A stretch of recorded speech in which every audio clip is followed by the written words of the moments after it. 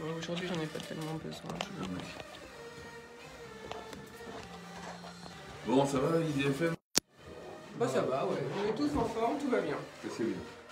C'est le principal. Il y a la chronique santé qui passe tout de suite. Il faut la faire monter, s'il te plaît, Philippe. La faire monter? La faire monter dans ta machine. En fait, Bonjour à tous, bonjour à toutes, ravi de vous retrouver. Nous sommes là pour vous accompagner. Merci en tout cas de votre fidélité. Alors aujourd'hui, pas mal de sujets. Nous allons parler bien sûr industrie, nous allons parler commerce, nous allons parler bar, bref, type bar, hôtel, restaurant, bref, et café, bref, l'activité économique bien sûr. Car aujourd'hui, je suis en compagnie de Pierre Cuchely. Bonjour. Bonjour. Vous êtes le président de la Chambre de commerce et d'industrie du Val d'Oise. Vous êtes aussi vice-président de la CPME AO National. Vous êtes aussi gérant d'une entreprise industrielle qui s'appelle le Savoir Industriel. Donc, on a beaucoup de sujets à aborder ensemble. Aujourd'hui, quand même, un des sujets va être les hésitations et votre indignation, j'allais dire, quant à la reprise du chantier de cette ligne 17. Et on a l'impression que vous vous sentez accablé. On va en parler ensemble. Ensuite, et bien sûr, à nos côtés, Jean-François Benon, le président du comité d'expansion, le directeur général, du comité d'expansion économique du Val d'Oise. Il a suivi 800 dirigeants d'entreprise là au cours de ces dernières semaines.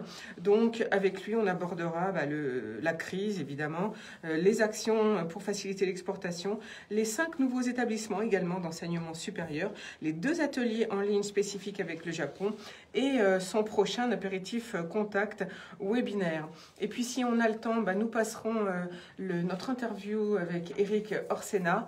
Mais d'abord, comme d'habitude, cette semaine, nous reprenons les bonnes habitudes Covid et donc l'entretien avec le professeur Gilbert Deray, cette fois sur la visite à mes parents âgés en pleine pandémie Covid.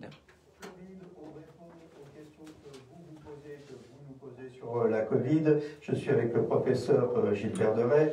Gilbert Deray, je dois aller rendre visite à mes parents, par exemple, qui sont âgés. Combien de temps à l'avance dois-je me faire tester pour être sûr de ne pas les mettre en danger?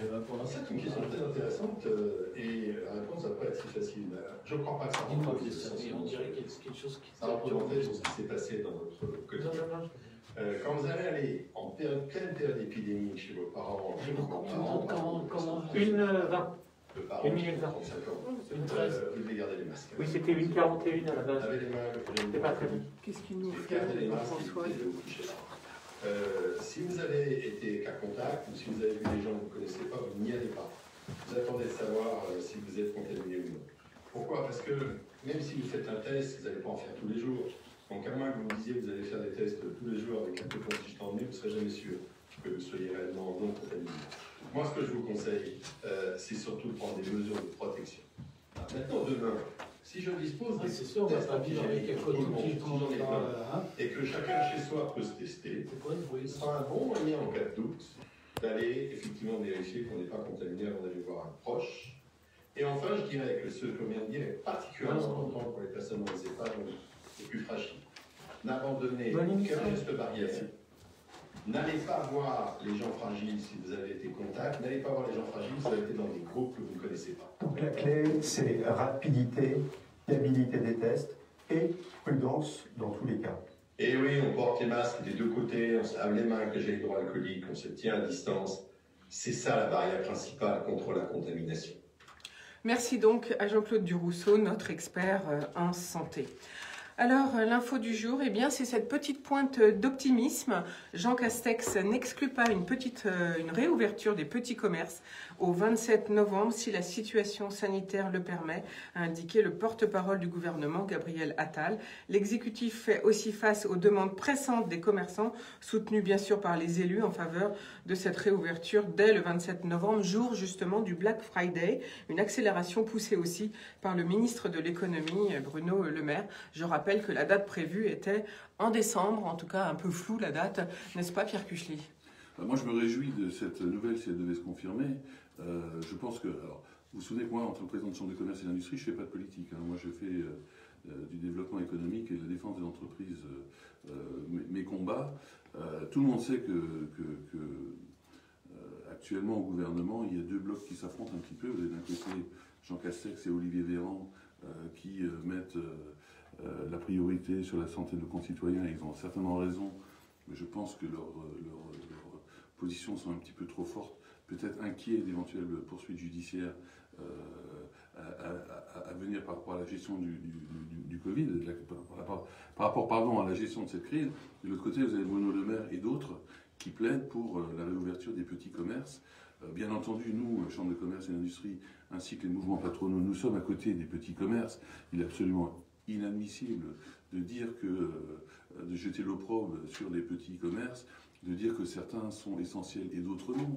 Enfin, vous imaginez le petit commerce, le petit patron qui a une librairie, qui a un commerce quel qu'il soit, c'est toute sa vie. Comment on peut lui dire que son commerce n'est pas essentiel? Il ferme, il fait faillite, tout le monde lui saute dessus, il perd tout. Pour lui, c'est toute sa vie, donc on ne peut pas lui dire qu'il... Enfin, franchement, je trouve qu'au niveau communication, c'est extrêmement mauvais. Donc moi, je me réjouis si le Premier ministre entend cette colère qui monte, parce qu'il y a une vraie colère qui est en train de monter, notamment des petits commerçants et des petits patrons. Mais moi, je me demande, ce qualificatif de petit commence à me gêner. Je ne vois pas pourquoi on les traite de petits, puisque on pousse les Français à être chacun son propre patron. Finalement, c'est ça la volonté en ce moment du gouvernement. Merci Florent de dire ça. Alors, nous, à la CPME, on a tendance à se présenter comme étant la confédération des grands patrons des toutes petites et des petites et moyennes entreprises. Et je pense que c'est très juste. Et il est plus difficile, à mon avis, d'être patron d'une petite structure que d'être patron d'une multinationale où vous avez autour de vous des équipes, des spécialistes de tout qui vous aident. Quand vous êtes petit patron, vous êtes tout seul.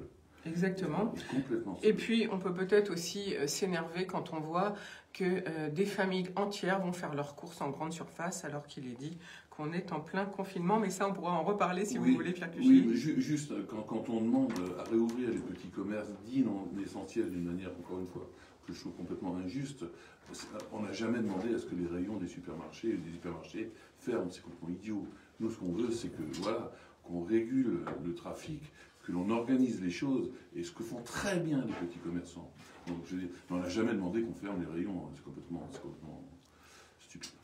Merci Pierre Cuchy, au moins c'est dit. Je suis désolé, si vous attendiez la langue de bois, c'est pas mon style. Non mais on préfère, je vous assure. Donc c'est stupide, voilà ce que je retiens. À l'issue d'une visioconférence avec les nombreux acteurs du monde sportif, le président de la République, Emmanuel Macron, a annoncé plusieurs aides et évoqué la question du retour à la pratique du sport et du public, tant pour le sport amateur, professionnel que des salles de sport ou l'événementiel en sport. Le montant global s'élèverait à un peu plus de 400 millions d'euros pour compenser les pertes actuelles, et ce jusqu'à fin décembre, dont 100 millions pour débloquer et faciliter l'accès au sport aux plus défavorisés. La mise en place d'un pass sport, un petit peu comme le pass culture, eh bien, permettra pour des mineurs venant des milieux défavorisés ou de personnes en situation de handicap de bénéficier d'une aide afin d'absorber le coût d'une licence. Il faudra attendre pour avoir des détails techniques, bien sûr, c'est-à-dire conditions d'éligibilité, les montants, etc. de ces fameuses cartes pass sport. Concernant la pratique pour les mineurs, la situation sanitaire sera réévaluée le 1er décembre. Concernant le sport professionnel, l'Élysée a confirmé l'accord de la Commission européenne concernant la mise en place d'un fonds de compensation de 110 millions d'euros afin de couvrir une partie des pertes en billetterie. Un plafond serait fixé par club à 5 millions d'euros. Il y aura une exonération des charges sociales sur les mois d'octobre, novembre et décembre, ce qui représente un coût de 35 millions d'euros mensuels. Le retour du public, en tout cas, ne sera pas envisagé avant 2021 dans le meilleur des cas.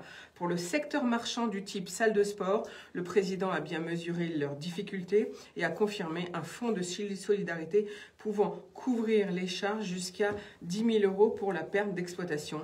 L'événementiel sportif aura aussi droit aux aides de l'État et le retour du public n'est pas envisagé, je répète, avant 2021, que ce soit dans les salles de sport ou dans les tribunes, parce qu'en fait, la volonté du chef de l'État, c'était qu'il y ait 5000 cas par jour de contamination virus, même si le ministre de la Santé ne le souhaite pas. En tout cas, c'était ça pour la fin du confinement. Et on n'y est pas du tout, justement, aux 5000 cas par jour. On est beaucoup en dessous, grâce évidemment au confinement. Donc on voit bien les deux tendances, comme vous disiez, Pierre Cuchely, qui se jouxtent et qui doivent s'affronter, j'allais dire, au gouvernement. Je voudrais dire que j'ai une pensée particulière pour tous les propriétaires de salles de sport. Hier soir, j'étais en réunion avec Thierry Doll, qui est le président de la FNEAPL, qui est en fait et de France Active, qui sont en fait les fédérations de toutes les acteurs de ces professions liées au sport, qui vivent vraiment une situation dramatique. Donc je défends aussi, bien entendu, tous ces pauvres acteurs du monde sportif qui souffrent. Maintenant, je suis ravi que le président de la République prenne conscience de ça pour le monde sportif. Il faudrait qu'il le prenne aussi un petit peu pour les petits commerçants, les petits patrons, les grands patrons des TPE-PME. Merci Pierre Cuchely. Je rappelle que vous êtes président de la CCI du Val d'Oise, vice-président national de la CPME et également président de LSI, le savoir d'une entreprise donc industrielle, le savoir industriel. Alors, autre info du jour, c'est intéressant, je trouvais, c'est Valorec qui propose à ses créanciers une conversion de dette en capital. Ça, c'est une info AFP. Le fabricant de tubes pour le secteur de l'énergie a indiqué mardi rechercher auprès de ses créanciers une réduction de son endettement au moyen d'une conversion en capital. Et dans le cadre de la restructuration annoncée de sa dette, le groupe a approché donc ses créanciers pour un endettement d'un montant de 3,5 milliards d'euros au 30 septembre 2020, dont 1,7 milliard venant à échéance en février 2021. Donc voilà une bonne idée, j'avais trouvé, je ne sais pas ce que vous en pensez, Pierre Cuchely. J'en pense que du bien, mais je ne suis pas très inquiet pour toutes ces grandes entreprises. Je suis persuadé que les ministres en charge de ces dossiers-là vont trouver des solutions pour les aider. Moi, mon combat, c'est vraiment tous les petits commerces, les TPE, les PME, qui, elles, aujourd'hui, sont arrivées au bout d'un système d'aide, au bout d'un système de PGE qu'on leur propose et qu'on leur propose officiellement. Aujourd'hui, il faut savoir que autant les PGE ont été acceptés assez facilement jusqu'à une période récente, aujourd'hui, les PGE sont la plupart refusés. Les banquiers ont durci leur position. Et donc, moi, je suis surtout inquiet pour tous ces gens-là qui n'ont pas derrière l'État qui les protège, ou qui les protège en tout cas pas assez, et qui n'ont pas des actionnaires aussi puissants que peuvent l'avoir Valorec ou d'autres. Et alors du coup, pour ce durcissement des banques, faut-il se faire accompagner, Pierre Cuchely, quand on est président d'une petite entreprise? Je pense qu'il si on peut, il vaut toujours mieux se faire accompagner. Maintenant, quand vous êtes, encore une fois, le grand patron d'une toute petite entreprise, à part vous faire accompagner par votre expert comptable éventuellement, et je pense que c'était effectivement une bonne chose, je ne sais pas qui peut vous accompagner, bien entendu, moi je suggère à tous les grands patrons des petites entreprises d'adhérer à des syndicats professionnels, que ce soit le MEDEF, la CPME ou d'autres, mais il faut se défendre, plus on sera nombreux, plus on pourra faire entendre notre voix. Je pense que dans le passé, on a quand même souffert de cette sous-représentation. Je crois que cette crise que nous vivons aujourd'hui, il faut aussi qu'elle serve à un certain nombre de choses. Donc oui, bien sûr, il faut se faire accompagner. Merci beaucoup Pierre Cuchely.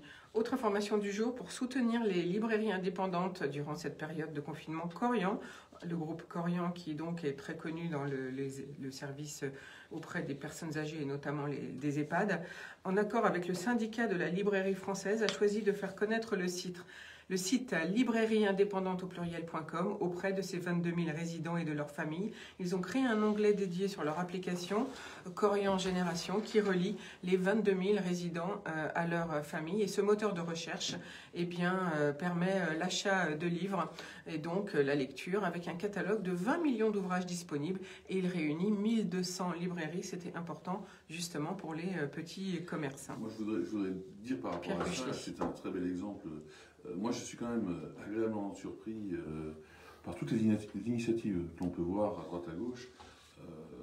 Je crois que je l'avais dit lors de mon précédent passage à ce micro, notamment au niveau des restaurants, au niveau des petits commerces, etc. On voit des gens qui prennent des initiatives pour se sauver, pour s'aider les uns les autres. On voit des initiatives de mairies, de départements, de communautés d'agglo. Et là, je parle vraiment au niveau national. J'ai vu des communes qui prennent en charge le loyer des commerçants, etc. Je trouve enfin franchement, à toute chose, malheur est bon. Moi, je suis quand même quelque part rassuré sur comment dire, la mentalité et le dynamisme français et le dynamisme des gens, parce qu'on voit quand même des initiatives. Et vraiment, je voudrais saluer tous ceux, bien entendu, qui œuvrent de manière positive pour sauver les autres. Merci Pierre Cuchelly. Du personnel de santé, mais pas que. Alors je pense là une autre info qui ne va peut-être pas vous faire plaisir. Après les livres, l'habillement, l'ameublement et le streaming, les produits frais, il ne manquait plus qu'un champ d'action au majeur du géant de la distribution en ligne, c'est-à-dire Amazon. Eh bien Amazon aux États-Unis ouvre une section Amazon Pharmacie. Et il s'attaque aux médicaments, c'est fait. Amazon Pharmacie s'est lancé hier et permet de commander sur Internet aux États-Unis des médicaments sur ordonnance. Cette annonce, évidemment, fait plonger les titres de toutes les chaînes de drugstore américaines comme Health Corp, Walgreens, Cardinal Health ou encore McKesson. Je pense qu'on ne peut pas comparer le système américain et le système français. Jean-François Bellon, qui nous a rejoint, sera certainement d'accord avec moi puisqu'il connaît les États-Unis aussi bien que moi. Moi, depuis 30 ans que je vais aux États-Unis, des médicaments, tout le monde en vend aux États-Unis. Vous allez dans les Walmart, qui sont l'équivalent, le concurrent, le numéro 1 mondial de la grande distribution, le concurrent, on va dire, de Carrefour, par exemple, en France. Vous avez des rayons médicaments depuis toujours, et vous avez des rayons médicaments avec ordonnance, mais vous avez aussi des médicaments qui, chez nous, sont en vente avec ordonnance, qui sont en libre service. Après qu'Amazon les vende, moi, je ne suis pas un pro Amazon, hein, vous en doutez bien. Moi, je voudrais qu'en France, toutes les sociétés et toutes les entreprises qui commercialisent des produits aient les mêmes règles. Ce n'est pas le cas avec Amazon. Donc, bien entendu, je ne suis pas fan. Mais je ne suis pas inquiet par rapport au fait qu'ils vendent des médicaments aux États-Unis parce que je ne suis pas sûr qu'ils auront le droit d'en vendre en France. Merci beaucoup. On espère bien sûr que non, puisque c'est très réglementé en France, la vente de médicaments. Exactement. Allez, rêvons un peu pour une dernière info aujourd'hui. Eh bien, je vous propose une interface musicale révolutionnaire. C'est Lumi, la première plateforme intelligente qui permet à tout le monde d'apprendre et de jouer de la musique avec des claviers révolutionnaires également. Vous connaissez peut-être le Seaboard, un clavier en noir et blanc, plutôt dédié aux pros. Eh bien, voici maintenant le Quick Starter, un clavier lumineux avec une application riche en contenu pour le grand public. Alors, la société en fait qui fait ça s'appelle Rolly. Elle propose Lumi, qui combine des touches, un clavier entièrement éclairé, et une application qui comprend une bibliothèque organisée de centaines de chansons à succès, le tout dans une expérience colorée et interactive. Les joueurs choisissent une chanson dans l'application, suivent les voyants des touches Lumi et commencent à jouer immédiatement en apprenant la musique au fur et à mesure. Il s'agit du premier clavier portable entièrement modulaire dont vous pouvez acquérir et en savoir plus en allant sur leur plateforme qui s'appelle donc rolly.com. Ce clavier se tient dans un sac à dos, il peut voyager n'importe où, il est compact et pèse moins qu'un iPad Pro et vous pouvez faire de l'improvisation en temps réel, passer des méthodes simples à avancer, vous pouvez faire de la lecture de musique, bref, des cours amusants sont proposés et ça couvre également les gammes, les accords et les techniques de jeu. Quant au clavier Seaboard, sa surface de contact est tactile et ondoyante car il est en silicone. Il est venu révolutionner l'année dernière le monde des claviers qui n'avait rien connu de tel depuis les années 1700, donc depuis le XVIIIe siècle.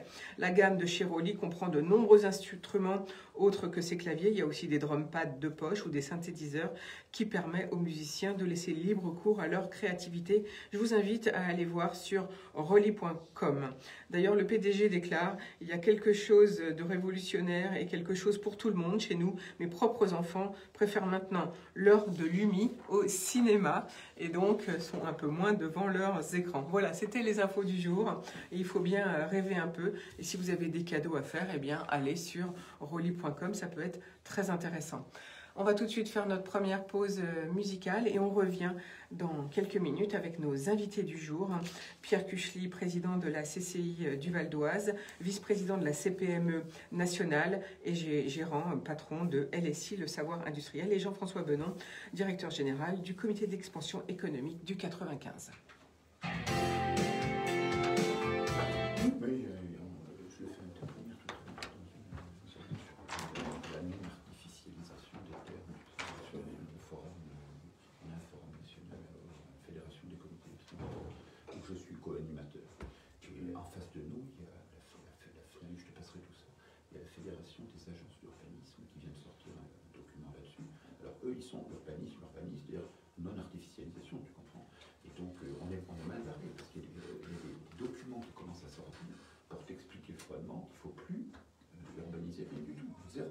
L'opinion publique n'est pas prête à ça. Bah, j'espère. Mais tu sais pas, tu sais que quand les fédérations d'agences d'urbanisme commencent à te sortir des théories là-dessus, on a besoin d'entendre aussi un peu la voix du territoire. Ah non, moi je pense qu'il faut qu'on fasse entendre la voix du territoire. C'est ton intérêt, hein, parce que c'est ça. Et tu sais qu'au conseil régional, Je pense qu'il faut qu'on sorte un sujet constructif. mais oui, c'est ça. On peut pas démonter. Tu as tout à fait raison. Exactement. Ça va, Jean-François? Oui, ça va, tout va bien. Je suis désolé, j'étais au téléphone C'est pas grave. avec Frédéric Verne. T'as loupé le café. Voilà. Voilà, j'ai loupé le café. Il était très long. Mais si tu veux, je t'en fais un tout de Non, suite. non, je t'en prie, je t'en prie. Mais c'est parce que le conseil régional lui-même, dans son Oui, ambiguïté, bien sûr. d'un côté on te parle de réindustrialisation et de développement économique, et de l'autre côté tu as toute une partie du conseil régional qui te sort la carte, y compris, tiens-toi bien, à l'agence régionale chez nous à Chouz Paris Région. L'autre jour, et je t'ai raconté avec Franck Lester, tu sais, qui était venu en lien, on était ensemble, on avait une réunion de travail, tu sais, d'une heure avec lui avant, avec Philippe Sueur, donc on a parlé de l'export, et puis on a parlé de l'attractivité, c'est son domaine, l'attractivité. Et avec ses conseillers techniques, il a une petite conseillère technique à l'attractivité. Ah bon? Je Ça lui fait parle combien de temps? du triangle de Gonesse, de notre Je sais pas, pour moi ça fait longtemps. La fille, elle Ok, ok. ah oui, mais 20 hectares, elle me dit non-artificiation des terres, attractivité. Au plus haut niveau de l'État. Pendant ce temps, les Chinois ils construisent. Ah bah, je peux te le dire. Et ils vont bien d'ailleurs. T'as vu les chiffres? Ouais, mais moi tu sais que je me méfie des chiffres des Chinois. D'accord. À Wuhan, il y avait 3000 morts, ils ont commencé à descendre certains. Oui, oui. En attendant, je peux te dire que l'activité a repris. Demande à oui, Frédéric, c'est Frédéric, qui m'en parlait hier. C'est Et moi, ça. j'ai la petite Julie chez moi à mon bureau à Shanghai. Je peux te dire que Non, mais je suis pas. les avions ont repris là-bas. Tu connais mon côté provocateur. Ouais, ouais. Il faut que je sois fidèle à ma légende. Après, il y aura une naissance, ça sera bon. Non, mais ils sont sur 5% de croissance là. Bah oui. Les Chinois, c'est reparti, mais de fou.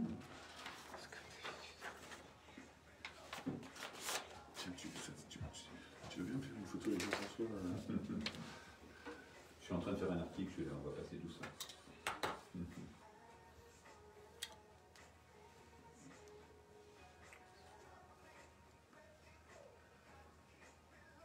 Merci. Attention. Merci. Tu me la passes?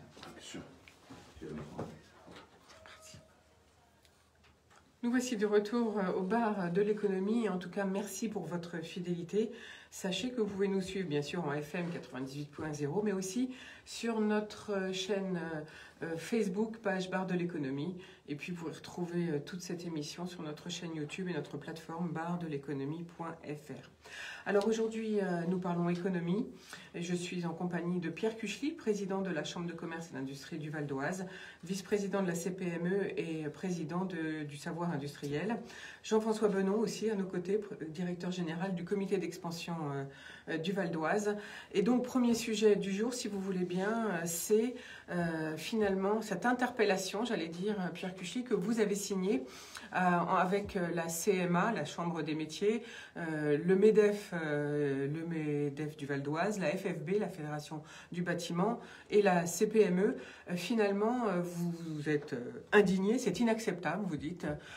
Vous signez aussi, ce communiqué est co-signé également par d'autres départements et chambres de commerce de l'Île-de-France. Il y a eu une action au départ de la CCI régionale Paris-Île-de-France pour soutenir la ligne 17 et effectivement nous on a souhaité appuyer dessus. Donc effectivement la Chambre de commerce et d'industrie du Val d'Oise avec les partenaires que vous avez cités et les départements du 93 et du 77 a priori font la même chose. Moi c'est très simple, je considère que cette ligne 17 et la gare de Gonesse sont des sujets qui sont sur lesquels il ne faut pas revenir. Alors on va redire peut-être plus. pour les auditeurs, la ligne 17, c'est la ligne qui part de Saint-Denis-Pleyel et qui va jusqu'au Ménil-Amelot. C'est une ligne rapide qui part de Saint-Denis-Pleyel jusqu'au Ménil-Amelot et qui passe par le Bourget, par le palais des expositions de... Le parc des expositions, de la Courneuve. De Villepinte, donc très important pour nous, Chambre de commerce et d'industrie, et puis l'aéroport de Roissy derrière, avec d'autres haltes, dont la gare de Gonesse. Donc pour nous, si vous voulez, le sujet, il est clos, je veux dire, cette ligne 17 et la gare de Gonesse qui vont avec, pour nous, ce sont des sujets qui sont acquis. Il est hors de question qu'il y ait une nouvelle remise en cause, qu'il y ait un retard quelconque. Nous demandons à ce que les travaux démarrent et incluent la gare de Gonesse. En fait, les travaux avaient démarré, ils se sont arrêtés, et donc vous souhaitez que ces travaux reprennent, c'est bien ça? Il faut qu'ils repartent d'urgence. Je rappelle quand même que cette ligne 17 et cette gare de Gonesse, ce sont les seuls composants de la métropole du Grand Paris qui sont dans le Val d'Oise, que les entreprises du Val d'Oise payent chaque année 22 millions d'euros pour le Grand Paris Express. Et donc pour nous, ça suffit. Je veux dire, cette question ne se discute plus. Nous souhaitons que la ligne 17 et la gare de Gonesse se fassent. Tout le développement économique autour du Bourget, autour de Villepinte, il n'y a pas une ville moderne au monde qui n'a pas une ligne rapide qui permet de rejoindre l'aéroport, son aéroport principal. Je veux dire, ce sujet ne se discute même plus. Et bien entendu, nous militons, nous, forces économiques, pour qu'il y ait du développement au nord de cette ligne 17, c'est-à-dire sur tout le territoire du nord-est du Val d'Oise. Il est extrêmement important que cette ligne 17 et cette gare de Gonesse voient le jour le plus rapidement possible. Donc nous avons effectivement souhaité manifester notre mécontentement et notre fermeté et notre motivation à ce que cette ligne 17 et la gare de Gonesse se fassent. En plus, cela permettrait bien sûr de desservir, comme vous l'avez dit, l'aéroportuaire, mais aussi les hôtels, les congrès, puisque vous avez dit qu'il y a le parc des expositions de Villepinte, il y a aussi celui du Bourget dedans, donc c'est très important tout ça. Bien sûr, mais c'est vital, je veux dire, c'est vital. Ou alors, il faut prendre une décision politique, et là c'est le président de la République qui peut la prendre, de dire on arrête le développement économique en France parce qu'on est trop développé, on n'a pas encore assez de chômeurs, donc arrêtons tout, quoi. Hein. Bon, je ne suis pas sûr que ce soit la volonté. Je comprends qu'il faut écouter toutes les voix qui se lèvent à droite à gauche, mais à un moment donné, il faut quand même être sérieux. Il y a quand même des projets. Ça, ce sont des projets qui ont été décidés quand même il y a longtemps. Maintenant, ça suffit, quoi. Mais justement, pourquoi mettons autant de temps avant d'agir sur un projet que je vous disais tout à l'heure, par rapport à d'autres pays qui vont plus vite que nous? Je pense qu'en France, à un moment donné, et là je vais encore une fois être un peu provocateur, trop de démocratie tue la démocratie. C'est-à-dire qu'aujourd'hui, en France, on n'entend que les gens qui ne sont pas contents. Les gens qui sont contents, on ne les entend jamais. On a parlé des gilets jaunes à un moment donné, mais la majorité des Français n'étaient pas gilets jaunes. Mais on entendait tous les flashs d'infos et ces chaînes d'infos en continu là, qui se nourrissent de ça, on n'entendait que les gilets jaunes. Mais tous ceux qui sont contents de leur sort ou qui... on les entend jamais. Bon. Et en France, on donne trop d'importance et trop de pouvoir aux gens qui ne sont pas contents. Je comprends qu'on ne soit pas content. Je comprends quand on n'est pas content, on le dise. Mais est-ce qu'on doit mettre le pays à l'arrêt? Donc ce que vous dites, c'est que c'est plutôt la minorité qu'on entend plutôt que la majorité. Moi, je trouve qu'on entend trop les minorités, quel que soit leur mérite par ailleurs. Et je pense que trop de démocratie tue la démocratie. C'est ce que j'ai dit tout à l'heure pour le gouvernement. Je veux dire, aujourd'hui, l'action du gouvernement est entravée par les menaces judiciaires qui portent sur les ministres. Et je le comprends. Si moi, on me disait, attention, tu défends la ligne 17, tu vas te retrouver au tribunal parce que tu es président de la Chambre de commerce et d'industrie et on risque de venir perquisitionner à 6h du matin chez toi et de te foutre en tôle, peut-être ça ne me ferait pas changer mon discours, mais peut-être que je réfléchirais à 2 fois. Là, vous faites référence à ce qui est arrivé à Olivier Véran. Qui a eu quand même une perquisition chez lui à 6h du matin. Il a dit qu'il trouvait ça normal. Je ne suis pas sûr que c'était le fond de sa pensée. En tout cas, moi, personnellement, si la police débarque à 6h du matin parce que je suis venu au micro de IDFM pour défendre la ligne 17, non, je ne trouverais pas ça normal. Merci Pierre Cuchely. Alors vous avez rappelé quelque chose de très important, 22 millions d'euros versés par les entreprises pour cette ligne 17? Pas pour la ligne 17, pour le Grand Paris Express. Mais je veux dire, la ligne 17 et la gare de Gonesse, ce sont les seuls composants qui sont dans le Val d'Oise. Donc je veux dire, on mérite quand même ça, quoi. On mérite quand même d'avoir au moins quelque chose. Je veux dire, les entreprises ne peuvent pas toujours payer pour rien. Donc finalement, le Val d'Oise est défavorisé, c'est ça que vous voulez mettre en avant? De toute façon, le Val d'Oise est défavorisé. Moi, si vous voulez qu'on aille plus loin que ça, je vais dire, qu'est-ce que c'est que ce Grand Paris qui comprend 7,5 millions d'habitants, c'est ça? Non, 12 millions d'habitants. Non, mais l'Île-de-France, c'est 12 millions, et le Grand Paris, c'est 7,5 millions. Donc ça veut dire qu'on exclut 5,5 millions. À quoi ça sert d'avoir une région Île-de-France? Je ne comprends pas, moi. Franchement, je suis pour le développement économique, mais ce Grand Paris exclut un certain nombre de territoires, dont le Val d'Oise, à part Argenteuil et Besançon. Alors justement, on va passer la parole à Jean-François Benon. Quel commentaire sur cette ligne 17? C'est une aventure douloureuse, hein, à tout point de vue pour notre département. Je souscris à ce que dit Pierre Cuchely, mais je voudrais juste apporter un témoignage personnel. Moi, en 1989, ça fait 30 ans, j'étais tout jeune, Benjamin d'ailleurs, d'une assemblée régionale qui s'appelle le Conseil économique et social d'Île-de-France, le CESER Île-de-France. J'étais à titre associatif d'une association à laquelle je participais, et j'étais donc représentant dans cette assemblée de la Jeune Chambre économique. Et j'avais été nommé vice-président de la commission des transports de cette institution. L'un des tout premiers rapports en 1989 que j'avais eu à traiter, à regarder, en tant que membre de cette assemblée sérieuse, c'était la faisabilité de la ligne directe de train rapide entre Paris et l'aéroport Charles de Gaulle. On n'appelait pas ça à l'époque le Roissy Express, mais c'était ça. Et c'était un projet qui à l'époque était porté par un consortium dans lequel il y avait d'ailleurs le mari de Simone Veil, qui s'appelait M. Antoine Veil. Et donc il y avait en 89, il y a 30 ans, on avait auditionné Antoine Veil dans cette assemblée régionale pour évoquer la nécessité de faire cette ligne pour permettre aux passagers de l'aéroport de Roissy de rejoindre le cœur de Paris, comme ça se fait à Londres depuis des années, comme le disait Pierre Cuchely, dans la quasi-totalité des grandes villes du monde. Et à l'époque déjà, on avait regardé la situation et on avait dit que parmi les 44 plus grandes villes du monde, la seule qui n'avait pas de projet de ce type-là, c'était Paris. Donc le CES, qui est une assemblée socio-économique, qui est à côté du conseil régional, qui apporte des avis, avait pris un avis, comme c'est la règle, et sur lequel j'avais travaillé, et qui avait été animé à l'époque par M. Trorial, qui était le représentant du port de Paris, qui était le président de cette assemblée, de cette commission.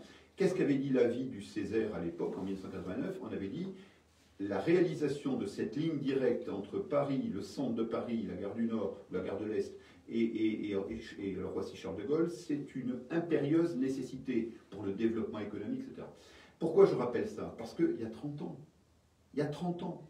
Et ce projet n'a toujours pas vu le jour. Non seulement il n'a pas vu le jour, malgré les efforts considérables du président d'ADP, Augustin de Romanet, depuis 2, 3 ans, 4 ans, 5 ans depuis qu'il est en fonction, il met une énergie folle à expliquer pourquoi, pour le développement d'un aéroport, pour le désencombrement des voiries d'accès à l'aéroport, pour la circulation des passagers, pour l'attractivité économique de la région Île-de-France. Il est urgentissime qu'il y ait ce type de liaison confortable, directe, rapide, avec des passagers qui sont d'ailleurs prêts à payer le tarif qu'il faut. C'est un projet privé. Eh bien, force est de constater que non seulement cette liaison n'a toujours pas été, le premier coup de pioche n'a toujours pas été donné, quasiment, et en plus, le tribunal administratif de Montreuil, je crois il y a quelques jours, a bloqué le projet en expliquant que sur la base d'un recours qui a été fait par un maire de la Seine-et-Marne, je crois, en argumentant sur des questions d'environnement, admettons-les, sur le fait qu'il y avait des espèces protégées d'oiseaux et de batraciens, c'est presque une caricature, mais c'est la réalité. Mais le deuxième argument qu'a mis en avant le tribunal administratif sont des arguments d'attractivité. Et ça, je trouve ça très très curieux. Il faudrait qu'on pose la question à un professeur de droit public ou à un magistrat de droit public. Mais le tribunal administratif a dit dans les attendus de son jugement que l'attractivité de l'Île-de-France ne nécessitait pas forcément la réalisation de cette ligne, etc. Des arguments de ce type-là. Ok. Très bien. Donc le projet est pour l'instant à nouveau bloqué par cette décision du tribunal administratif.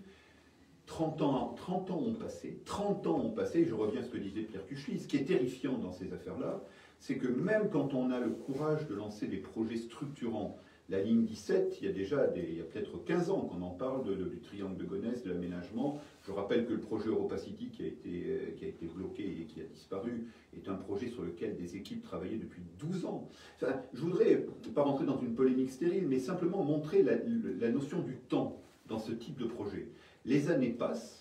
Les années, les dizaines d'années, 30 ans, c'est pas rien à l'échelle du développement économique. 30 ans, c'est la vie pratiquement de travail d'un homme, d'un être humain. Mais c'est pour ça que je peux en parler avec le recul, si vous voulez. Et ce qui est terrifiant, Pierre Cuchy disait tout à l'heure, les Chinois, pendant ce temps-là, ils avancent. Il a raison. Quand on connaît... Il n'y a pas que les Chinois qui Non, avancent. tout le monde avance sauf nous. Non, mais je plaisante. Pour vous dire simplement que quand on connaît un peu la Chine, ce qui est notre cas, Pierre et moi, pour y aller souvent, les Chinois, en moins de 15 ans, ont bâti un réseau de trains à grande vitesse qui sont les meilleurs du monde quasiment. C'est un peu cruel ce que je dis, mais en termes de densité du réseau, c'est les meilleurs du monde.